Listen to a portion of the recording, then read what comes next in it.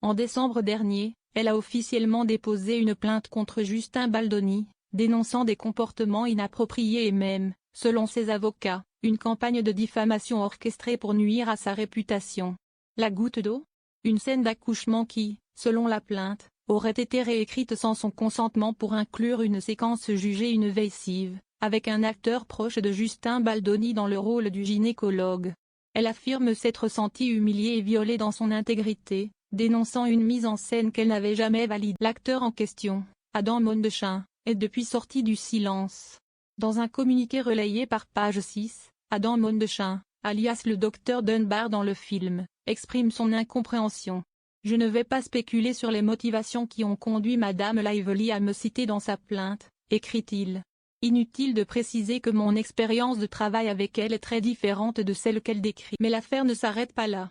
Blake Lively, soutenu publiquement par son mari Ryan Reynolds, a vu Justin Baldoni contre-attaquer. Ce dernier a déposé à son tour une plainte pour diffamation et extorsion, visant non seulement l'actrice, mais aussi son époux, le New York Times, la communicante Leslie Sloan et l'agence Vision Professeur montant réclamé 400 millions de dollars.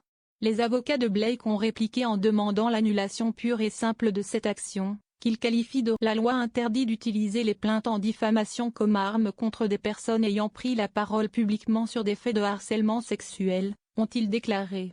Jusqu'ici, Blake Lively n'avait jamais abordé frontalement cette affaire en public. Mais lors de son passage sur le plateau de Late Night with Seth Meyers, celle qui s'est livrée sur sa relation avec Ryan Reynolds a esquissé un aveu. Cette année a été marquée par les plus hauts sommets et les plus bas moments de ma vie. Une déclaration forte, suivie d'un message plus large. Je vois tellement de femmes autour de moi qui ont peur de s'exprimer. La peur, c'est ce qui nous empêche de parler. Elle a aussi évoqué sa mère, survivante du pire crime que l'on puisse commettre à l'encontre d'une femme, pour rappeler que ce combat, pour elle, est aussi intime qu'universel.